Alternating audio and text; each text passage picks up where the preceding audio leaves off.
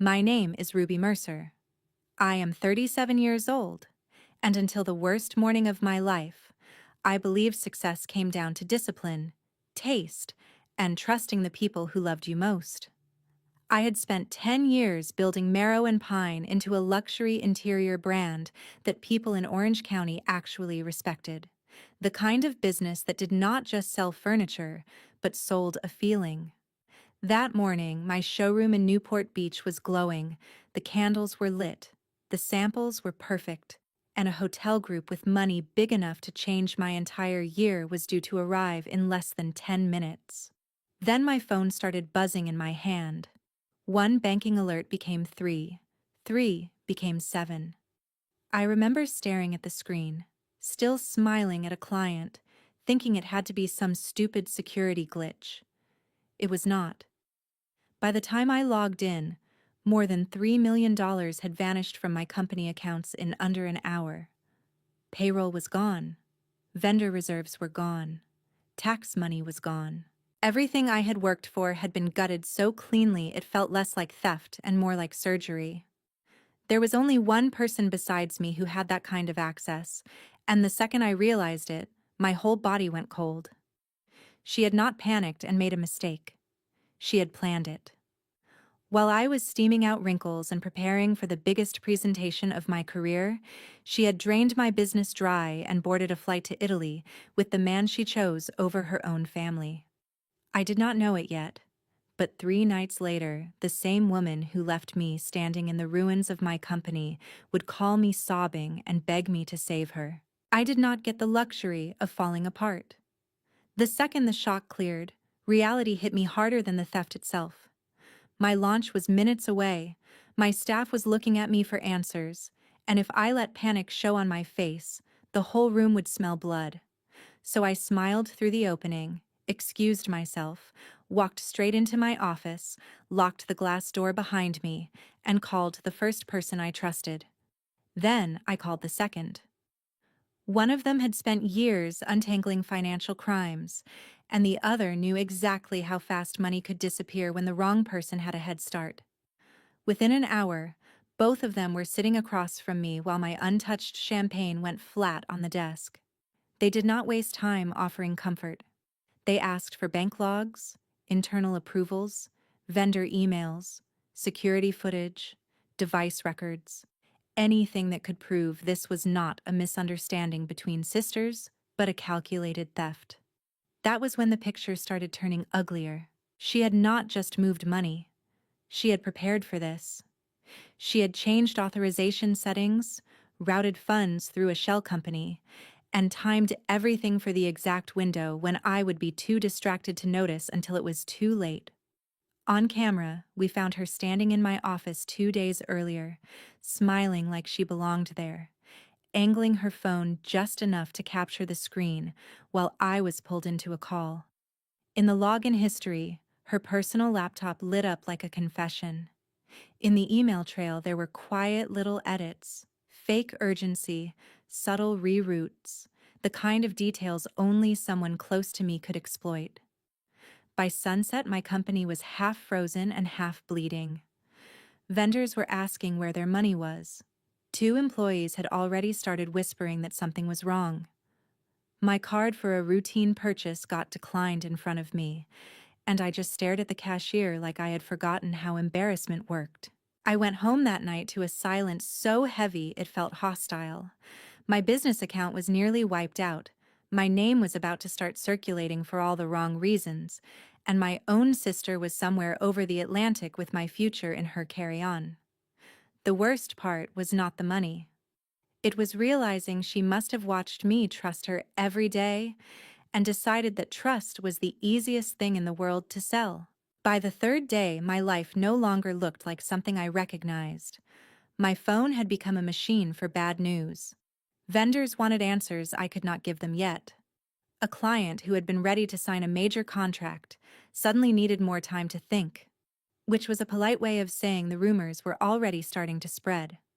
One employee called in sick and never came back. Another asked me, very carefully, if payroll was safe, and I hated that I could not answer with the confidence I used to have. I barely slept. I lived on cold coffee, adrenaline, and the kind of rage that keeps your spine straight when your whole body wants to collapse. The two people helping me kept digging while I kept pretending my company was still standing on solid ground.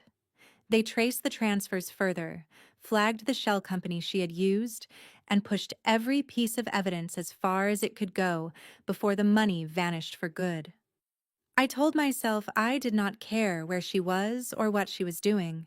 That was a lie. I imagined her laughing over wine somewhere beautiful while I sat under dim kitchen lights, trying to decide which fire to put out first. Then on the third night, a little after 11, my phone started vibrating across the counter so hard it nearly fell onto the floor. Her name lit up the screen again and again. I stared at it for a full second before answering. The moment her face appeared, I knew something had gone wrong. She was not glowing in some glamorous vacation fantasy anymore. Her mascara had run, her hair looked wild, and behind her I could see expensive furniture, low golden light, and a room that looked too elegant for the panic in her voice. She was crying so hard she could barely breathe. She kept saying my name like it hurt. "Ruby, please listen to me. Please help me." I was wrong. I know I was wrong. Her words came out broken and desperate. She said the cards were not working. She said the account had been frozen. She said the villa manager was threatening to call the police because the payment would not go through. Then her voice dropped even lower, and that was when I heard the real fear in it. Gavin was leaving. In the background, I caught a glimpse of him moving fast, shoving clothes into a bag, refusing to look at her while she begged him not to walk out. 3 days earlier, she had disappeared with my money like she had won.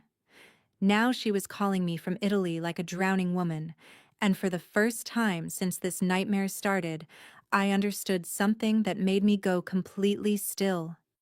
She had not called because she loved me. She had called because whatever fantasy she bought with my money was collapsing faster than she could run from it. I did not scream when she called. I did not ask the questions most people probably would have asked. I did not say, "How could you?" or "Why would you do this to me?" or "Do you have any idea what you have done?" By then, those questions felt useless. People like Celeste never steal because they are confused. They steal because they believe they deserve what is yours more than you do. So instead of giving her the emotional explosion she probably expected, I sat very still at my kitchen counter, held the phone in both hands, and let her unravel herself. She was crying so hard she kept losing control of her breathing. Her words came in pieces, tripping over each other. "Ruby, please, please just listen to me. I know how this looks. I know you hate me right now. I know I messed up. I know I did. But I swear I can explain this." The room around me was quiet except for her voice and the low hum of the refrigerator behind me. On the screen, she looked nothing like the woman who had flown out of California with my money and my future packed neatly into her fantasy. Her makeup was streaked, her eyes were swollen, and the expensive villa behind her suddenly looked less like luxury and more like a stage set that was falling apart around her. I could hear movement in the background, fast and nervous, the sound of drawers opening and slamming shut, hangers scraping, suitcase wheels hitting hardwood floors.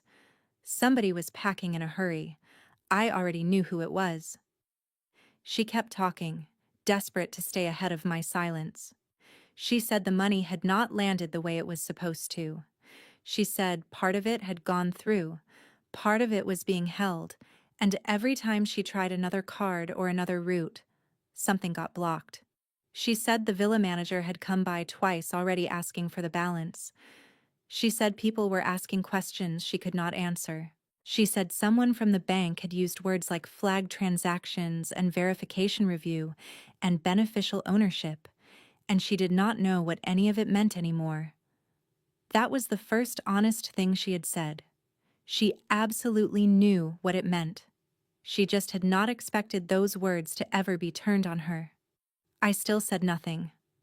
Silence is a cruel thing when the person on the other end needs it broken. She started filling it the way guilty people always do. Too much detail, too many explanations, too much panic to notice she was handing me pieces of the truth. She admitted she had set things up before she ever left. Not all at once, she said. Small changes, quiet ones. She had adjusted permissions inside the company over time so nothing would look dramatic. She had moved approval layers around. She had created an outside entity to receive part of the transfers. She said Gavin told her that if they did it all too fast, the bank might react. So they had tried to make parts of it look routine. Then she caught herself and started crying harder, like she suddenly realized what she had just confessed to. Ruby, I did not mean for it to turn into this. I swear I did not. It was supposed to be temporary. We were going to move it, use it, and put it back before you even understood what happened. There are lies so stupid they insult you twice, once with the crime, and once with the assumption that you are dumb enough to believe the excuse.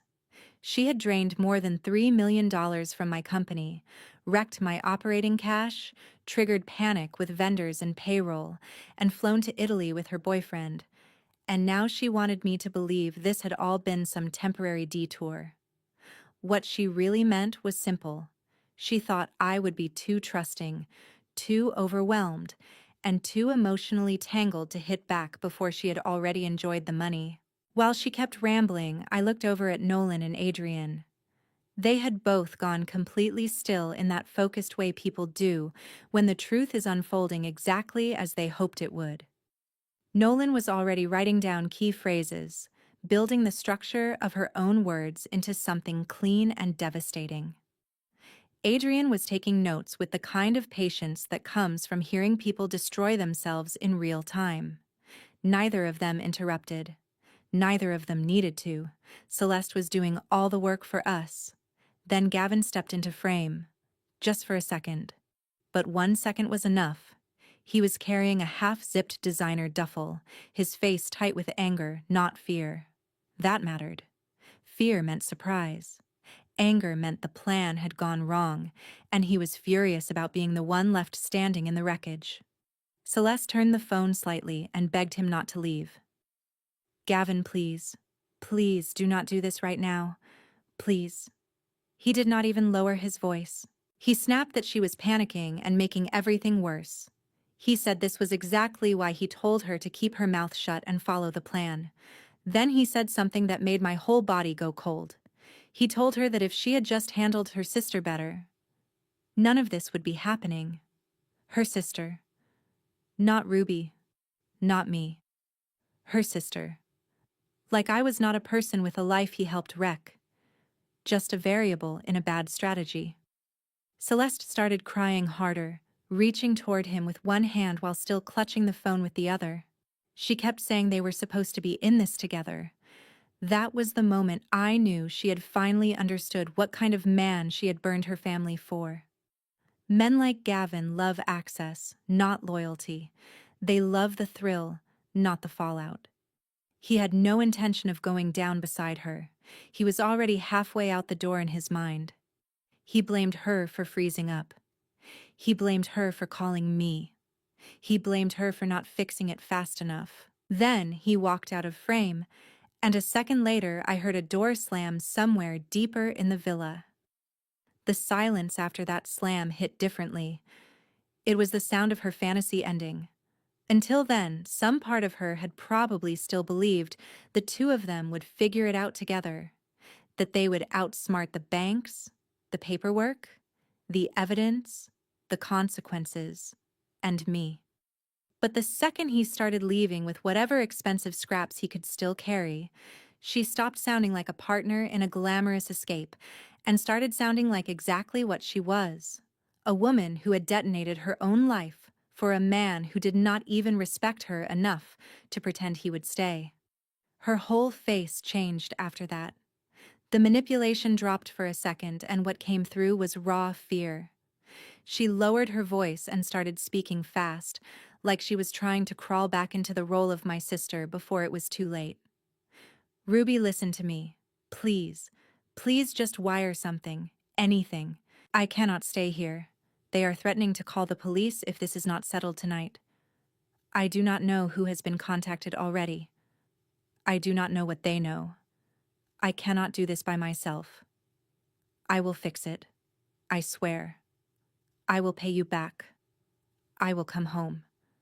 Just please do not leave me here. The thing about people who betray you deeply is that they still believe your love belongs to them even after they weaponize it. She was not asking because she suddenly respected me. She was asking because she still believed I existed to absorb the impact of her choices. For years, I had been the one who explained her away, softened the consequences, filled the gaps, took the late-night calls, heard the excuses, and handed back pieces of safety she had done nothing to deserve. She was counting on that version of me now, the version who would hear fear in her voice and forget the body blow she had delivered to my life. But sitting there with the phone in my hand, listening to her cry in a foreign villa bought with my company's blood, something inside me went from shattered to sharp. I finally understood that this was not the moment to prove I was compassionate. This was the moment to prove I had learned. So when I spoke, I kept my voice low and steady. I told her she was not sorry for what she did. She was sorry the fantasy had stopped working. She was sorry the bank flags had caught up with her. She was sorry Gavin was leaving. She was sorry the bill had arrived. For 1 second, she just stared at me. Really stared. Like she had never heard me speak to her without guilt wrapped around every word. Then came a hard knock at her door. Not polite, not hesitant, firm, official. Her face drained so fast it was almost frightening to watch. She whispered my name like it was a prayer, like maybe there was still time for me to jump through the screen and become her shield one last time. But I was done. Done being the person she spent and then expected to recharge on command. Done confusing history with obligation. Done saving someone whose first instinct had been to bury me and then ask me for rescue when the burial failed. I looked at her for one last second, not with hatred, but with the kind of clarity that only comes after someone has shown you exactly who they are. Then I ended the call while she was still begging. The room around me went quiet again, but it was not the same helpless quiet I had been living in since the money disappeared. It was different now. Heavier, yes, but cleaner. Because for the first time since my sister stole from me, I did not feel like the victim trapped at the edge of someone else's cruelty. I felt the balance shifting. I felt her falling without me beneath her to break it. She called 7 more times before sunrise, and I heard every one of them because sleep had become something that belonged to other people. My phone kept lighting up on the kitchen counter, the same name flashing over and over like a ghost from a life I should have buried years earlier. The first calls were chaos. She could barely get a sentence out through the crying. Her voice shook so hard it sounded like her teeth were chattering. She kept saying my name, then saying she was sorry, then circling back to the same panicked questions. What did the bank know? Who had I talked to? Was there any way to stop this before it got worse? I did not answer those calls. I let them ring. I let her hear the silence she had left me with when I was the one staring at an empty account and a collapsing business. But I listened to every voicemail, and with each one I learned more. By the 4th call, the panic had started sharpening into strategy. She was still crying, but now she was choosing her words. She said Gavin had pushed her into it. She said he told her the money would be temporary, that they would move it, multiply it, bring it back before I ever understood what happened. She said she had only wanted one chance to stop living like the less successful sister, one chance to finally have the kind of life people envied instead of pitied. That almost made me laugh, because there was nothing pitiful about the life I had given her. I had trusted her with my books, paid her well, defended her when staff complained that she was careless, and treated her like family when everyone else in business told me never to mix blood with money. Even now, with my company choking on the damage she caused, some small, stupid part of me still wanted to hear one honest sentence from her. Not an excuse, not a performance, just the truth. Instead, every message gave me the same thing she had always given me whenever consequences finally found her: a new villain, a new explanation, a new reason she should not be held fully responsible for what she had done. By the fifth call, she stopped sounding hysterical and started sounding familiar, and that was somehow worse. She slipped into that softer voice she used whenever she wanted something from me, the one that made her sound fragile and misunderstood instead of selfish and dangerous. She reminded me of the apartment we shared after our mother died. She reminded me how I used to sit on the floor outside her room when she had nightmares. She told me I was the only person who had ever really known her heart. Then she asked me if I was really going to let her be destroyed over one terrible mistake. I sat there in my dark kitchen and stared at the phone after that message ended. One terrible mistake. She said it like she had scratched a car door, not drained more than $3 million out of my company, rerouted it through a shell entity, flown overseas with my money, and left me to face employees, clients, and vendors while my reputation bled out in real time. I think that was the moment something in me finally went still. Not cold, not cruel, just clear.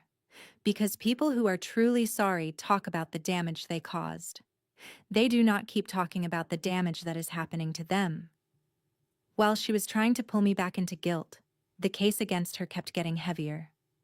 Nolan called me just after dawn with the kind of calm voice lawyers use when the facts are too ugly to dress up.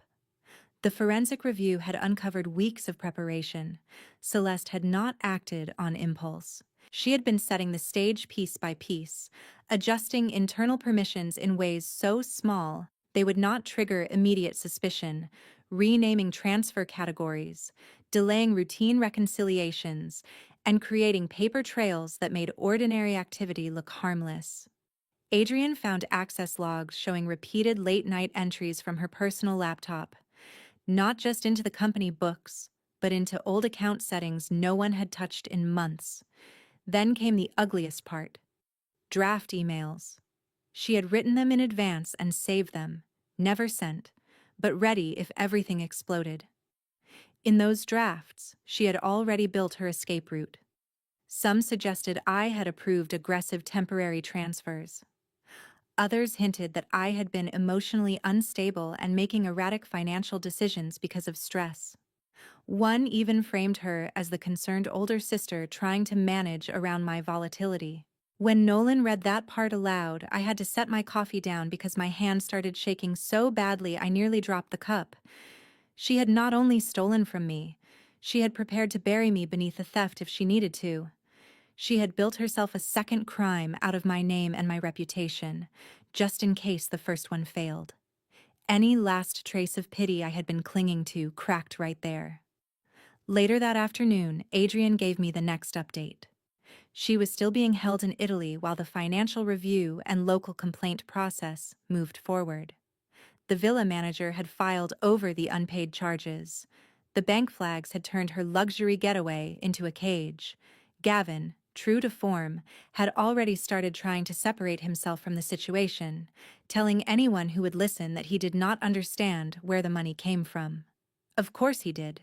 Men like him always understand enough to enjoy the benefits and pretend innocence when the bill arrives. She left me one final voicemail that evening, and it was the only one that almost got to me.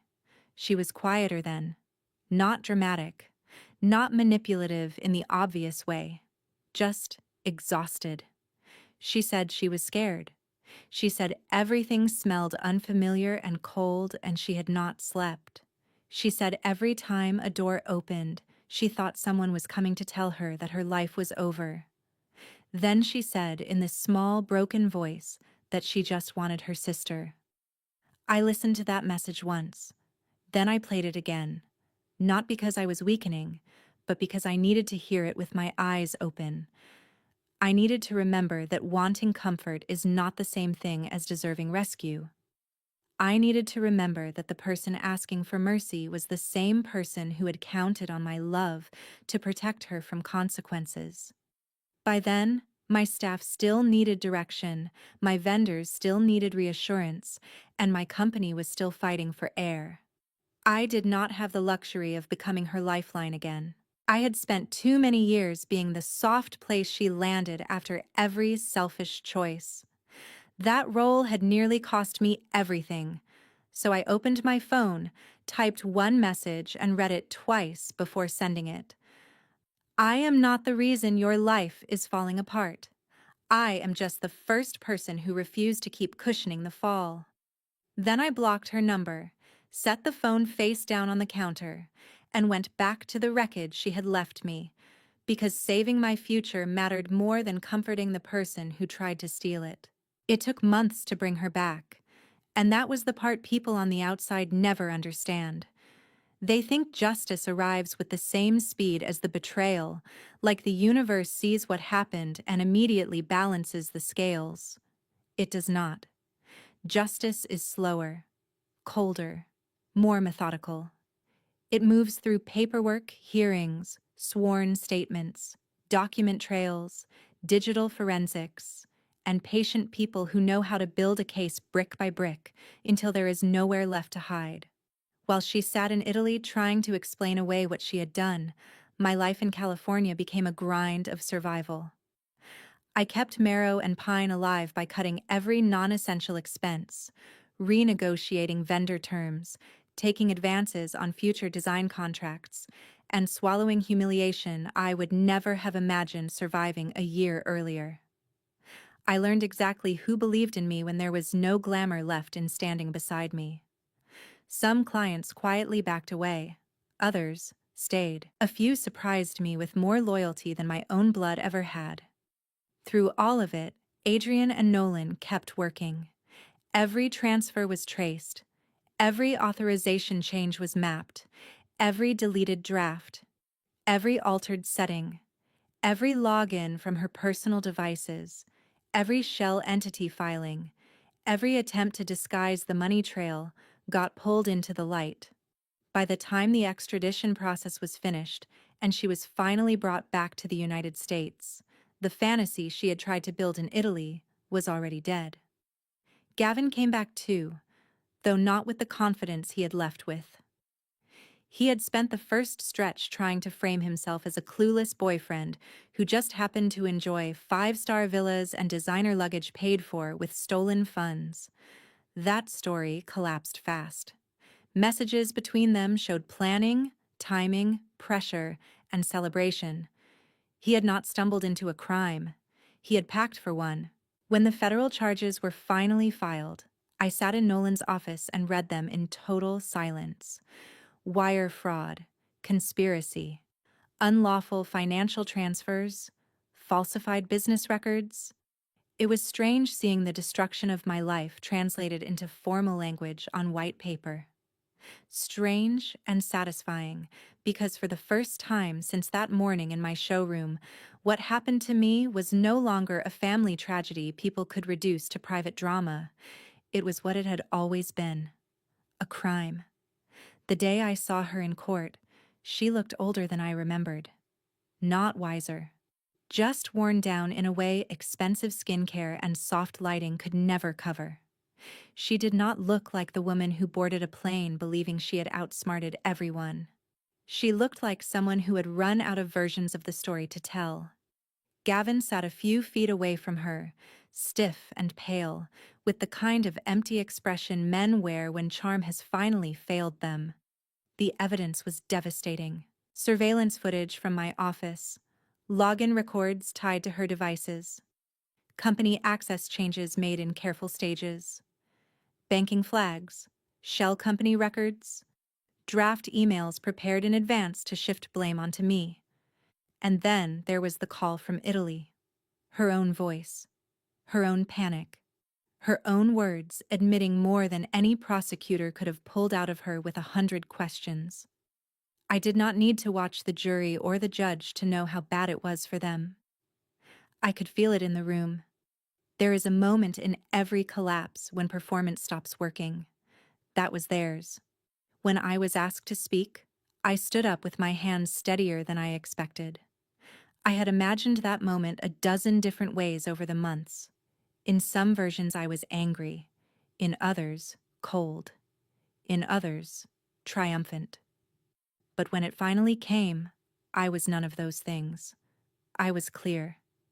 I said that losing money had been brutal, but losing trust had nearly destroyed something even bigger. I said my company had not just been a source of income.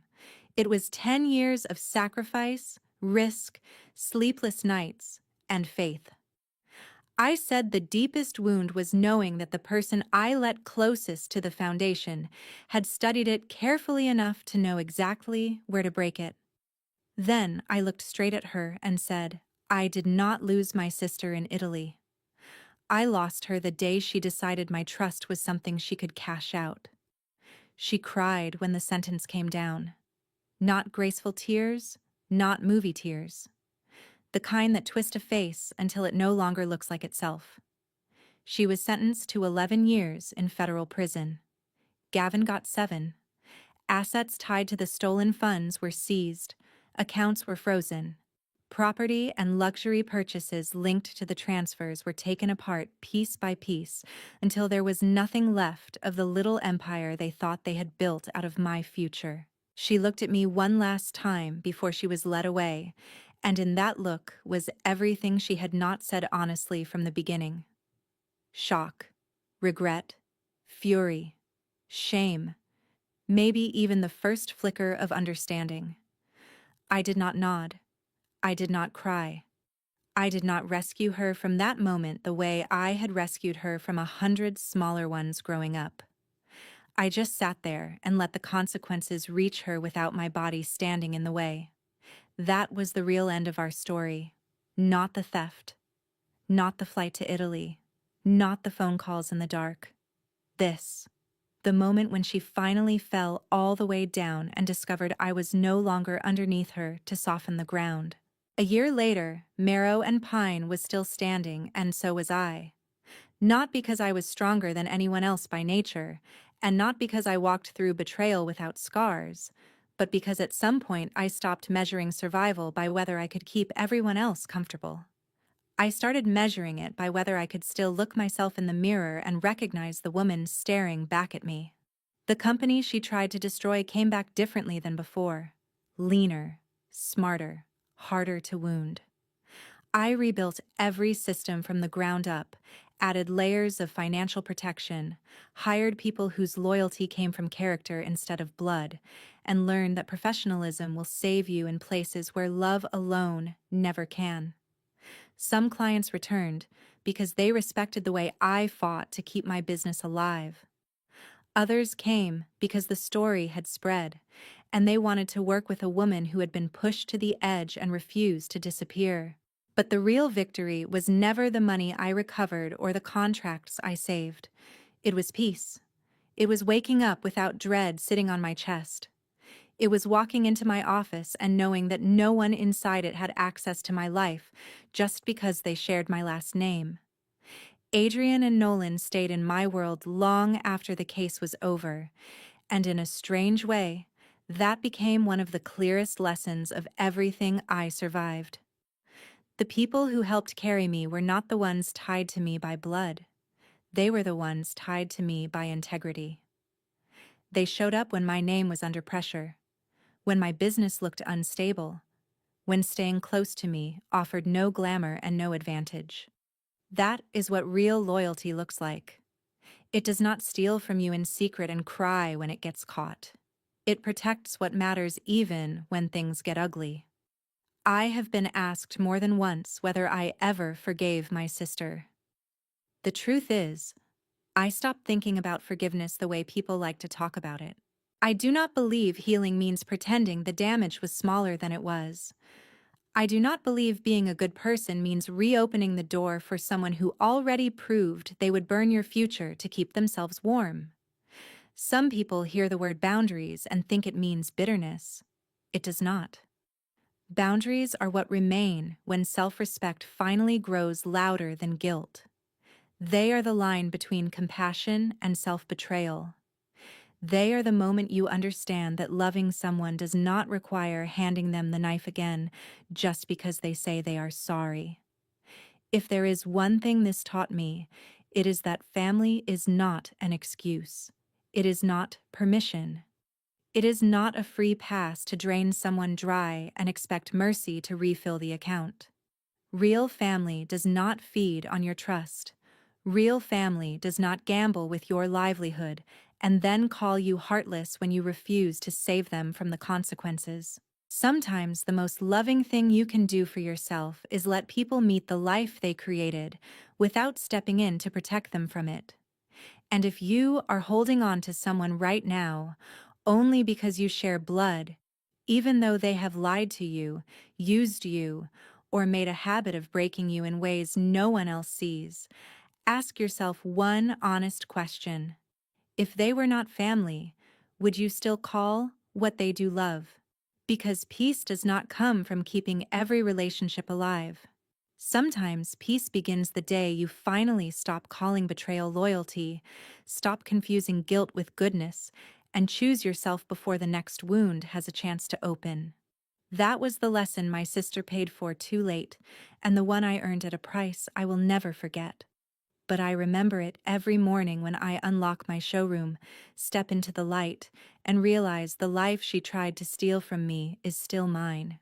At Revenge Argon, our team works hard to create stories that are not only dramatic and engaging, but also meaningful and memorable. We want to make it clear that this is a fictional story created to share helpful lessons, positive values, and educational messages with our viewers. After hearing this story, which character stood out to you the most, and why? Tell us in the comments who your favorite was and what kind of revenge story topic you want Revenge Argon to create next.